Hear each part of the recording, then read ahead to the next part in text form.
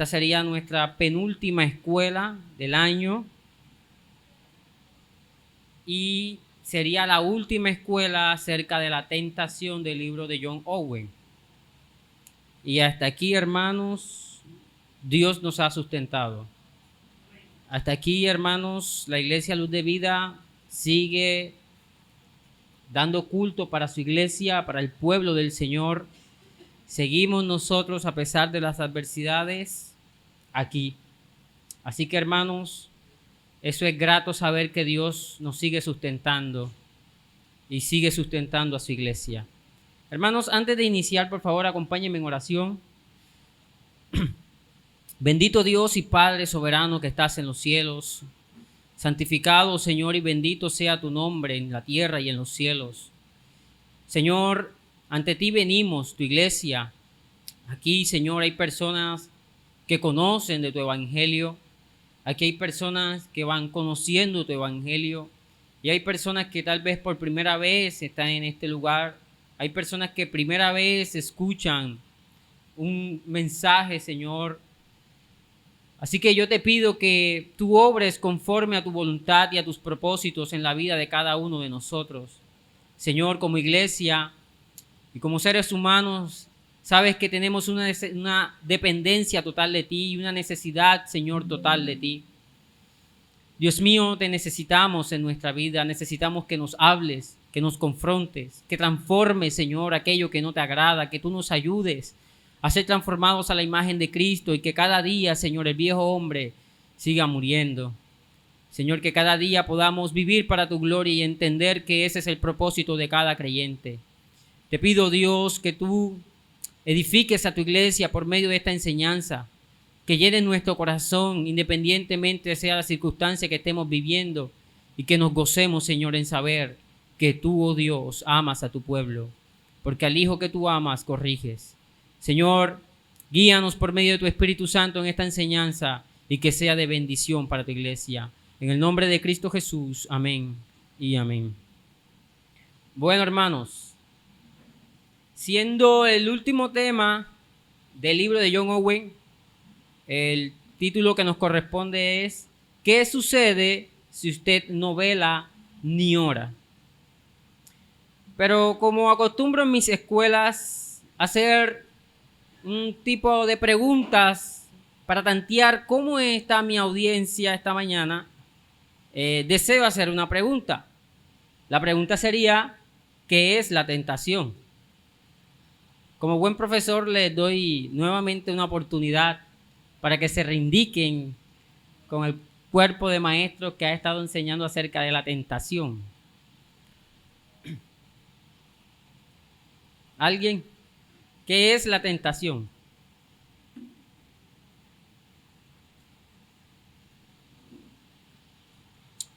Bueno, nuevamente, hermanos, parece que el punto de la tentación no ha quedado claro. ¿Qué es la tentación? Aquella vez que estuve enseñando, di una definición corta para que no se le olvide, pero no sé si hay que ponerla un poquito más corta. Fácilmente, la tentación. ¿Quién? Guillermo. Bien, Guillermo. Gracias. Eso me llena de orgullo. Pero una frase más corta sería el hermano Jorge. Prepecado. Prepecado. Es como un punto escatológico, ¿no? Bueno, podríamos decir exactamente, es el deseo. Ya, de ahí parte la tentación, es el deseo. Pero nunca la tentación va a ser el deseo de hacer algo bueno, porque nadie tiene el deseo de hacer algo bueno. Debemos obligarnos a hacer algo bueno, ¿cierto?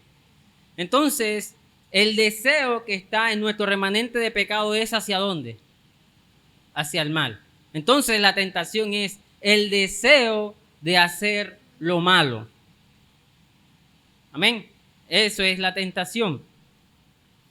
Hoy, hermanos, Nuevamente les recuerdo que es un tema práctico que debemos no solo aprender, sino poner en práctica. Nuestro deseo no es simplemente que usted escuche, hermanos, sino que usted lo pueda poner en práctica y nosotros también lo podamos poner en práctica, porque no podemos ignorar que estamos en tiempos difíciles donde todos los creyentes somos constantemente atacados con la tentación. Así que vamos a ver 3 puntos para esta escuela. Primeramente, hablaremos de la ignorancia y el peligro de jugar con la tentación. Segundo punto, la importancia de atender el mandato de Jesús. Y tercer punto, Jesucristo siempre te está observando. Así que, a modo de introducción, vamos a usar esa imaginación de niño que tenemos y voy a plantear 3 escenas. Estas 3 escenas nos van a indicar la importancia de no ignorar las advertencias que se nos dan. Nuevamente, debemos tener en cuenta de no ignorar las advertencias que se nos están dando. Entonces, para ir ilustrando, primera escena. La primera escena es los pacientes en su estado, en su lecho de muerte. Imagine que usted ha sido invitado a un hospital. Imagínenselo, por favor, imagínenselo. Métase en la escena conmigo. Imagínense que usted va a un hospital y va a visitar a un grupo de personas que están enfermas, pero no es una enfermedad común, sino que ya están a punto de morir. Esta invitación que a usted se le ha dado es especial. Solamente usted es el que va a estar con cada uno de esos pacientes hablando de esas enfermedades, o mejor, todas esas comidas, bebidas y circunstancias que lo llevaron a esa enfermedad. Estas personas que ya están delgadas, casi en los huesos, sus rostros pálidos, se les muestra la fragilidad que tienen ya de la vida y comienzan a decirle acerca de algunas cosas que los han llevado a ese lecho de muerte. Estas manifestaciones a usted lo conmueven y lo comienzan a reflexionar de qué está comiendo, su vida fitness, qué está haciendo, cómo lo está haciendo, qué está haciendo mal. Esta experiencia no podría dejarte indiferente hacia lo que estás haciendo con tu vida, ¿cierto? Esa es la primera escena. Segunda escena, los condenados a muerte. Ahora a usted lo llevan de visita a un país donde los criminales son condenados a muerte. Al conocer a cada uno de ellos, usted les hace la misma pregunta: ¿qué te trajo aquí? Imagine que cada uno de los prisioneros le contara la misma historia.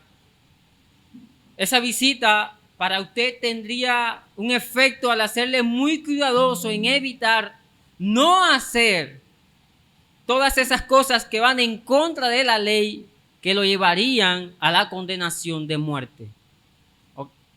Creo que aquí nadie ha estado condenado a muerte, pero podemos ver por muchos de aquellos hombres que fueron condenados a silla eléctrica o aquellas cosas. Nadie quiere estar en esa posición, pero fueron llevados por algo que hicieron. Entonces él te comenta todas esas circunstancias que lo llevaron a ese momento, y tú tendrías una vida de más cuidado. Por lo menos debo manejar con más cuidado, con más prudencia cuando vaya por la cebra, porque puedo tomar a un niño y entonces esto me puede llevar a una consecuencia terrible. Serías más precavido en hacer muchas cosas. Tercera escena, el clamor de las almas perdidas. Y este es algo que tal vez nosotros conocemos más: el infierno, el rico y Lázaro, aquella parábola.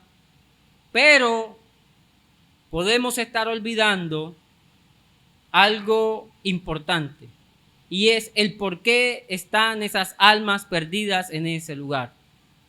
Y esas almas perdidas están en ese lugar porque cayeron en tentación, cayeron en pecado y están pagando su condena en ese lugar. Acuérdate que el infierno es terrible porque es la ira de Dios contra todos los pecadores. Si nosotros en esta escena se nos daría, no estoy diciendo que aquí nadie tuvo una visión y bajó al infierno, ni yo tampoco, sino que imagínese que usted puede ver a esos hombres y mujeres que están en ese lugar clamando y viendo que están totalmente separados de Dios para siempre y que nadie puede restituir esa relación con Dios. Están condenados para siempre. Ellos lamentarán cada instante que se dieron a los deseos momentáneos del pecado, arrepintiéndose amargamente por no haber tomado en serio las advertencias que Dios les dejó. Así que para ver nuestra escuela, ¿cuál es el tema de nuestra escuela? ¿Cómo? ¿Por qué es importante?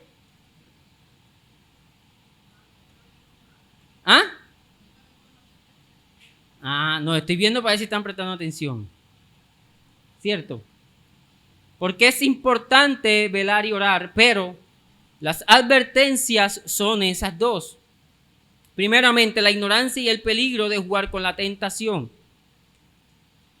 Uno de los errores más comunes y las escenas que nos acabamos de ver nos dicen, nos muestran es que subestimamos la tentación. Las escuelas que hemos dictado aquí en este lugar han apuntado hacia no pelear en sí contra el pecado, sino luchar contra lo que te está llevando al pecado.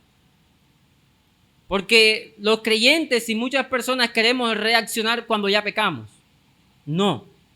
El punto de estas escuelas es que reacciones ante lo que te está llevando al pecado y es la tentación. Entonces muchos subestimamos la tentación. Muchos creen que pueden manejar sin consecuencias ciertas tentaciones porque para ellos son inofensivas, ¿no? El que cree que no tiene una lucha con la pornografía puede verse una película naturalmente donde salgan mujeres desnudas y todas esas cosas porque él cree que eso no es su lucha. ¿Cierto? O la mujer que cree que sus luchas no son los hombres puede ver hombres acuerpados, hombres de unas características físicas atractivas, porque para ella eso no es pecado. Ella no codicia a esos hombres, ella ama solamente a su esposo. Entonces eso es subestimar la tentación. Eso es tomar la tentación como algo que yo puedo manejar. Yo tengo las armas para manejar todas esas tentaciones. Y ese es el peligro de subestimar la tentación. Sin embargo, ¿sabe qué refleja este tipo de pensamiento? Falta de sabiduría y de madurez espiritual. Porque, hermanos,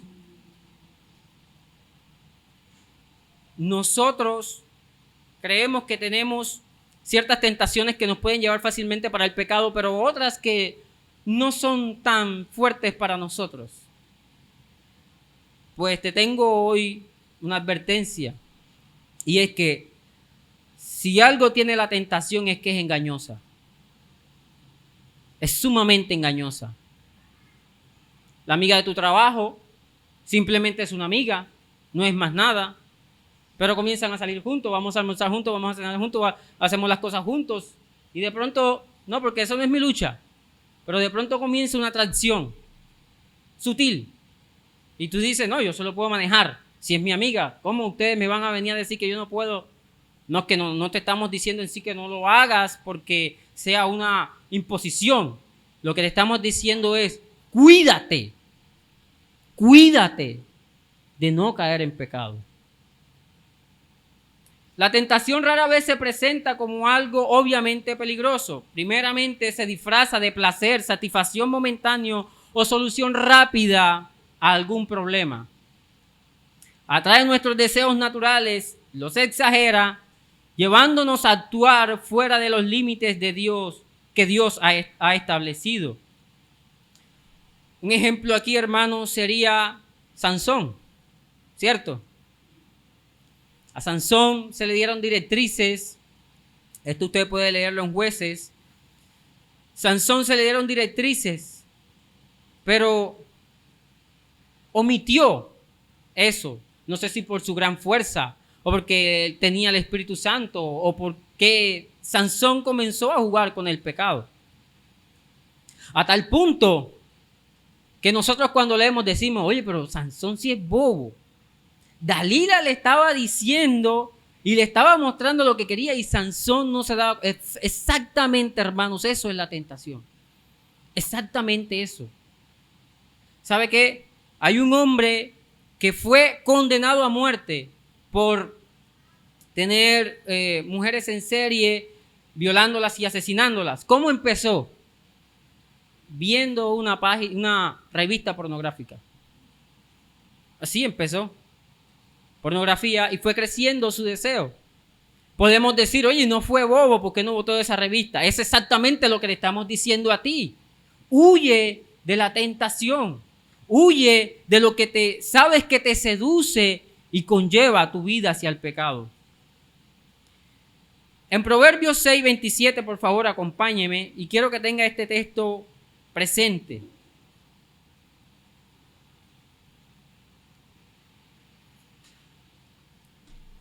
Proverbios 6:27 y 28 dice: ¿tomará el hombre fuego en su seno sin que sus vestiduras ardan? ¿Andará el hombre sobre las brasas sin que sus pies se quemen? ¿Qué quiere decir esto de que tomará el hombre fuego en su seno? ¿Qué indica? Lo que indica aquí es que si tú tomas fuego y te lo echas en el pecho, ¿crees que tus vestiduras no se van a quemar? O si caminas sobre unas brasas a pies descalzos, ¿crees que no te vas a quemar? Entonces, ese es el punto de la tentación.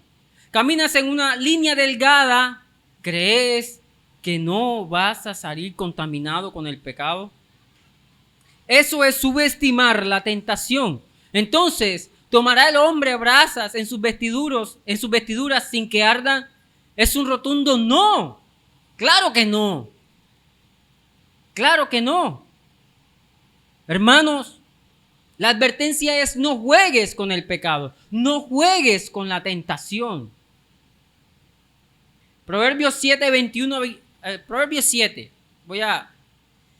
Proverbios 7 habla de que él en una ventana vio a un hombre necio, un hombre en su sencillez se encuentra con una mujer que lo seduce y comienza a decirle: oye, he preparado mi cama, ven, echémonos. El esposo se ha ido lejos. Y dice, el autor de Proverbios habla de un joven que cae en la trampa de una mujer inmoral, describiendo su caída como un buey que va al matadero. Aquí se muestra cómo la tentación puede parecer atractiva, pero conduce a la destrucción. Ok, tenemos también un ejemplo bíblico, el ejemplo de David. Si nos ponemos a pensar en la caída de David, podemos decir que si él era un guerrero, no debía estar en la guerra. Pero él decidió quedarse, ¿cierto? Abrió la puerta de su balcón y precisamente vio a una mujer desnuda. ¿Qué no les parece algo sumamente extraordinario que precisamente cuando él sale al balcón hay una mujer desnuda bañándose? Y noten, él no pudo en ese momento detener la tentación. Él no pudo decir no, sino como va el buey al matadero, así David introdujo a esta mujer, pecó con esta mujer y de allí derivaron tantos pecados, tanto que a David se le olvidó que Dios lo estaba observando, y esto lo vamos a ver más adelante. Así que en este primer punto podemos concluir que no debemos ignorar las pequeñas tentaciones pensando que no causarán daño. Así como una chispa puede encender un gran incendio, una pequeña concesión a la tentación puede crecer hasta destruir nuestra relación con Dios y con los demás. Pasemos a nuestro segundo punto. La importancia de atender el mandato de Jesús. Entonces, ¿cuál es el mandato de Jesús? En Mateo 26:41, que es el texto que más hemos tomado, dice: velad y orad para que no entréis en tentación. El espíritu a la verdad está dispuesto, pero la carne es débil. Primeramente, ¿qué es velar? En el contexto ciertamente está hablando de que debían despertarse los discípulos para velar con Jesús esa noche. Pero vamos a poner este velar como estar alerta, estar espiritualmente alerta. Velar significa estar atento a las señales de peligro y tomar medidas para evitarlo. Esto implica reconocer nuestras áreas vulnerables. Todos tenemos áreas vulnerables, que somos como aquel barco que dijimos aquella vez que van fácilmente hacia la corriente del pecado. Porque nuestros deseos, cuando son tentados, hermanos, sale a flote todo ese pecado. Una vez le escuché al pastor Miguel: usted quiere ver que una persona, las mujeres son tentadas, haga un grupo de WhatsApp con ella. Y quiere ver que los hombres también pueden sacar su lado terrible, sácalo a jugar fútbol un día.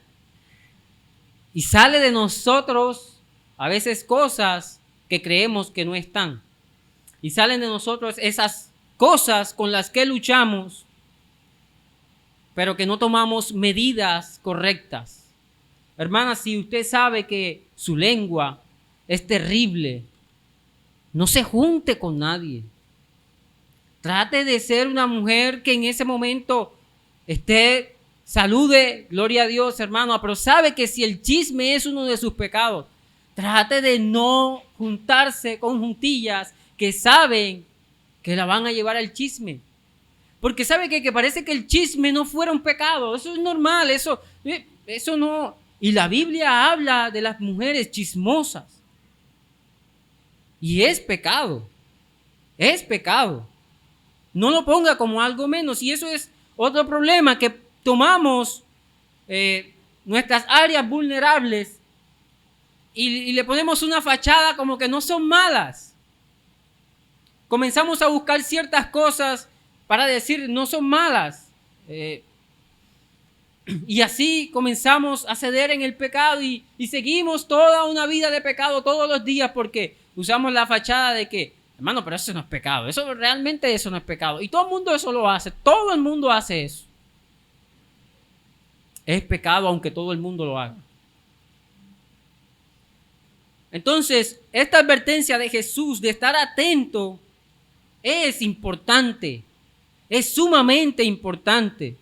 Debemos evitar los lugares, personas o situaciones que puedan ser terreno fértil para la tentación. En Proverbios 4:14, porque es la Biblia la que nos debe ilustrar como creyentes, dice: no entres por la vereda de los impíos, ni vayas por el camino de los malos. Déjala, no pases por ella, apártate de ella, solamente pasa. Y el otro mandato es orar. Tesalonicenses nos dice: orad sin cesar. La oración es nuestra conexión directa con Dios, quien nos da fuerza para resistir. Ahora, hermanos, nuestro ejemplo más grande en nuestra vida cristiana es Jesucristo.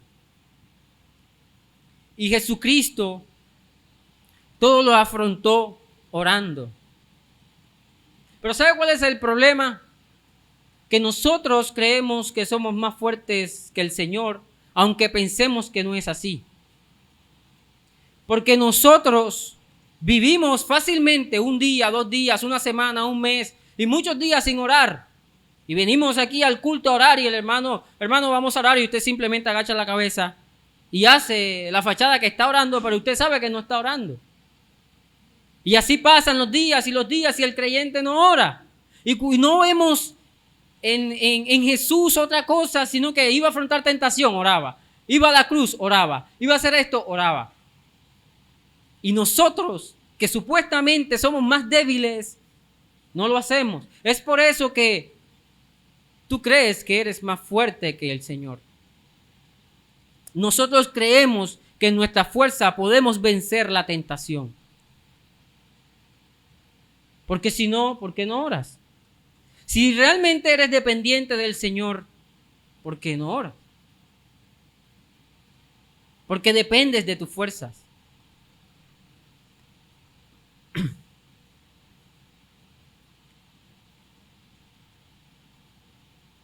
El costo de descuidar el velar y el orar, hermanos. Esa negligencia espiritual es la puerta que nos deja vulnerables a caer en la tentación. Y como dice Santiago, esa concupiscencia dará a luz el pecado. Ninguno diga que es tentado por Dios, porque Dios no tienta a nadie, sino que somos tentados por nuestra propia concupiscencia. Fijémonos que estos 2 imperativos nos están diciendo: velen y oren para que no pequen. No encontramos en la Escritura otros 2 imperativos que nos digan el por qué, para qué. Y precisamente nos dice: velen y oren para que no entren en tentación. Fíjense que Jesús no les dice a los apóstoles: velen y oren para que no pequen, aunque él sabía que Pedro iba a pecar negándolo. Pero el mandato de Jesús era primeramente: velen y oren para que no entren en tentación. Porque sabemos que si entramos en la tentación, hermanos, fácilmente el pecado va a entrar en nuestra vida.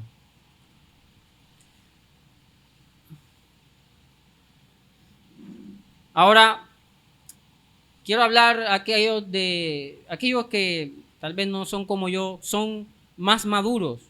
Aquellos que son los discípulos maduros, los creyentes maduros. La Biblia dice que el que esté firme, mire que no caiga. Así que somos fáciles de señalar cuando un hermano cayó en pecado y decimos: ¿qué habrá pasado para que ese hermano hubiera pecado, para que haya caído en pecado? Pero no señalando como con misericordia y compasión por el hermano, sino como mostrando a nosotros que, mira, yo no he pecado y él, ¿qué habrá hecho él para haber pecado?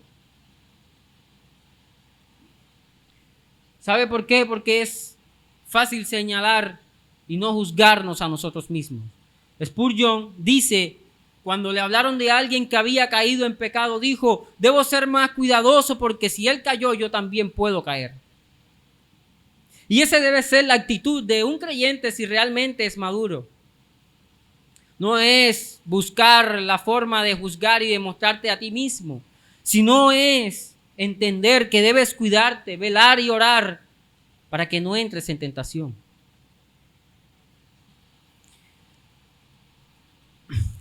También están los hermanos descuidados, que Dios en muchas ocasiones, y hay muchos de nosotros que los ha guardado de no caer, a pesar de que han rayado en la tentación. A pesar de que han entrado en la tentación, Dios ha tenido misericordia y les ha dado una salida en el último instante. Pero hermanos, llegará un momento en que vas a ser quemado si no estás alerta ante esto. Porque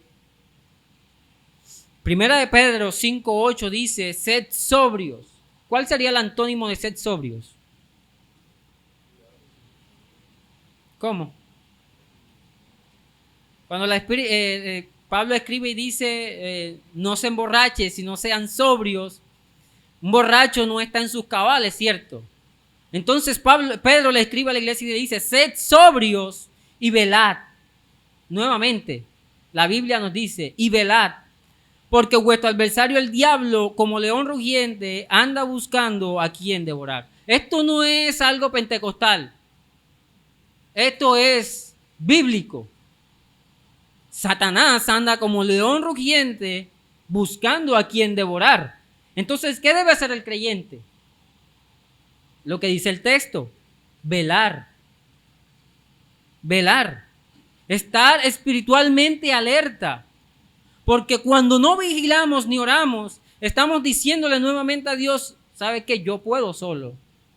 Yo puedo caminar mi vida cristiana solo. En este momento no te necesito. Déjame que yo puedo vencer el pecado.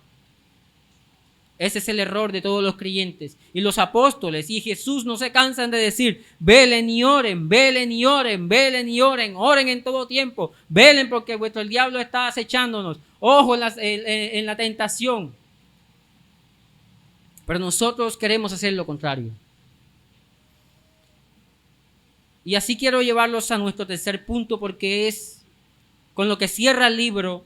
Y es creo que lo más importante y es lo que nosotros olvidamos cuando entramos en el pecado. Y es que Jesucristo siempre te está observando.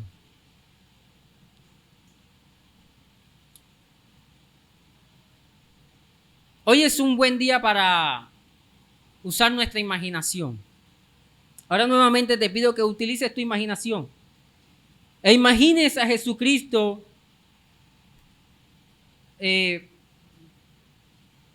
acercándose a ti.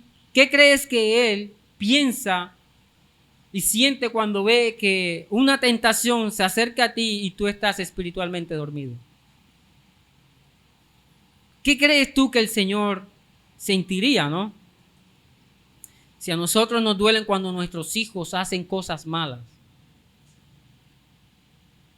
¿Sabe lo que le puede doler a una madre que su hijo caiga en una pandilla, en el vicio, en todas esas cosas? Es terrible. Ahora, imagínense cuánto le duele a Dios cuando nosotros nos comportamos no como sus hijos. En esta tierra hay dos simientes. O eres simiente de Cristo o eres simiente de Satanás.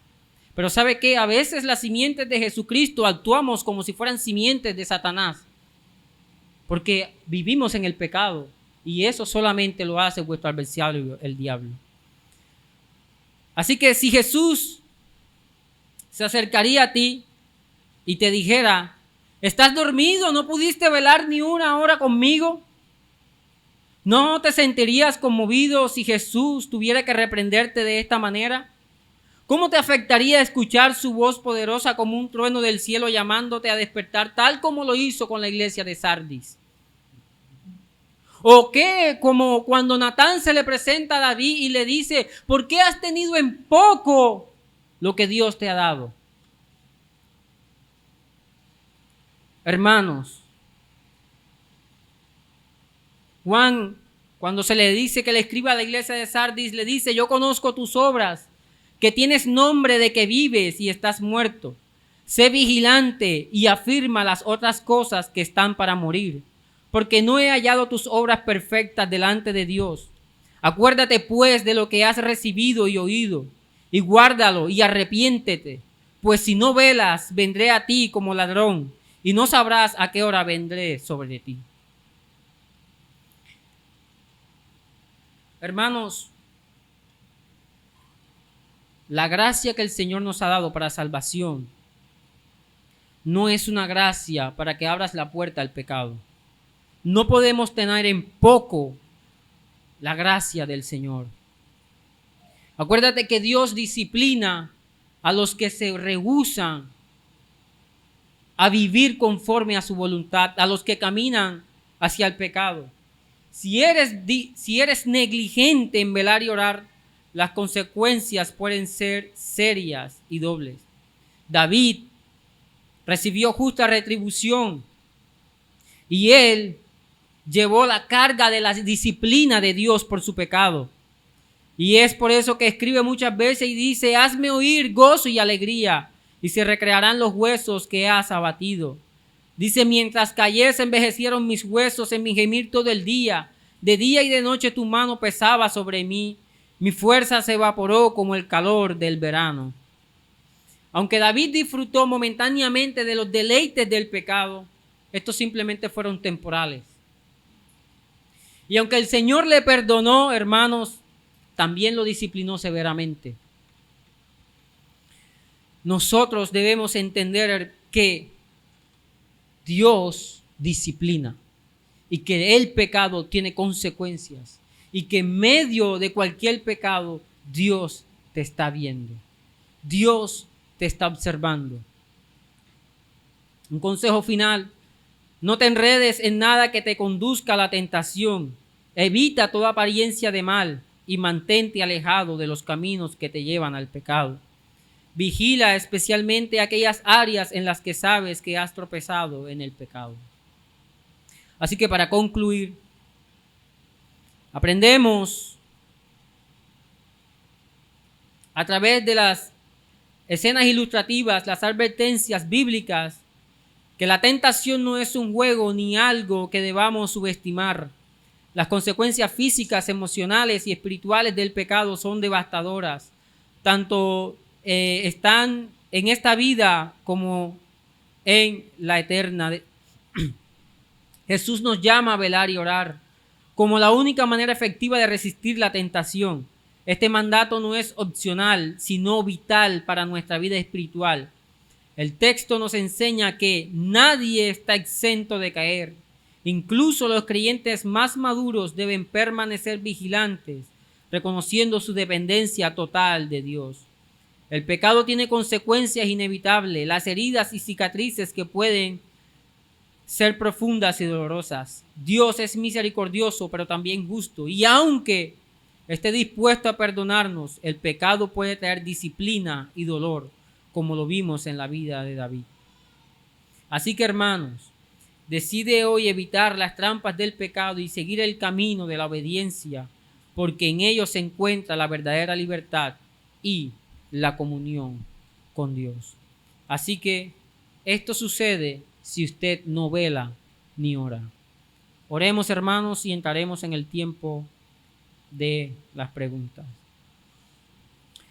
Padre Santo y Dios eterno, te damos gracias porque tu iglesia, Señor, ha sido llamada a velar y orar.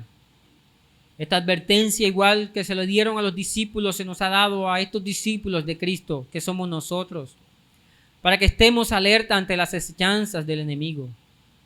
Señor, ayúdanos. Ayúdanos, Señor, porque te necesitamos.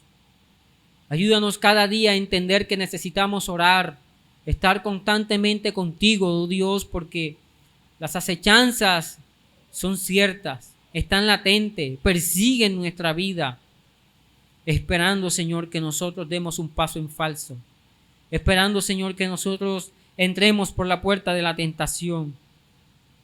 Así que ayúdanos. Ayúdanos, Señor. Ten misericordia de nosotros porque como te dice el salmista, somos polvo. Señor, somos débiles ante la tentación. Nuestro pie siempre quiere correr hacia allá. Pero por tu Espíritu Santo, Señor, no nos dejes. Amárranos a ti, guíanos por ti. Que tu palabra, Señor, sea nuestra fuente. Que la oración, Señor, sea nuestra vida. Porque nuestro deseo sea estar alerta ante las acechanzas, Señor.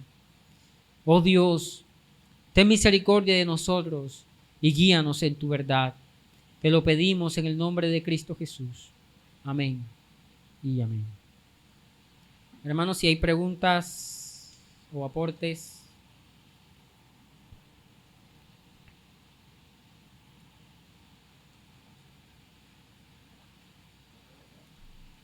El hermano Amín. Buenos días para todos.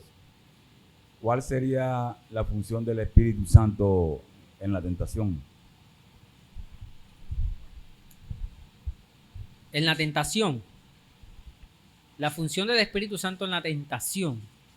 Pero lo plantea en cómo está en el creyente o si está en la tentación como tal.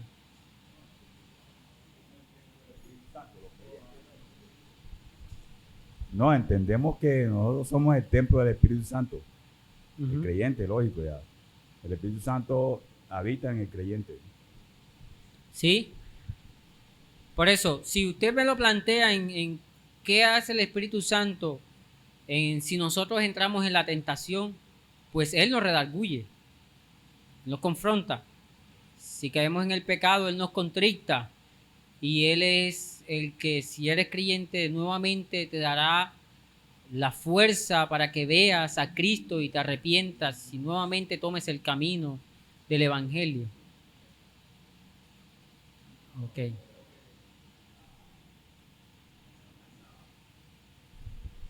Como me di cuenta que en la enseñanza no estuvo por ahí el Espíritu Santo, entonces por eso es que te hice la pregunta ya. Sí, lo que pasa es que esta enseñanza tiene varios capítulos, ¿ya? Y pasó un capítulo donde se habló de eso, no sé si yo no estuve aquí, pero sí, yo también hablé en la escuela pasada acerca de que Dios nos da una salida. A pesar de las tentaciones, Dios nos ayuda. Es Dios quien nos sustenta en medio de circunstancias y esa es la obra del Espíritu Santo. Y esa es la obra santificadora, porque recuerden que la santificación, que es la que nos da el Espíritu Santo, no es que si pecamos y nos quedamos en el pecado, sino la obra de santificación es que si pecamos nos arrepentimos. Y esa obra es, el Espíritu Santo es quien nos lleva a arrepentirnos. ¿Alguien más? Bueno, parece que no hay más. Mi hermano Sergio. Bendiciones, mis hermanos.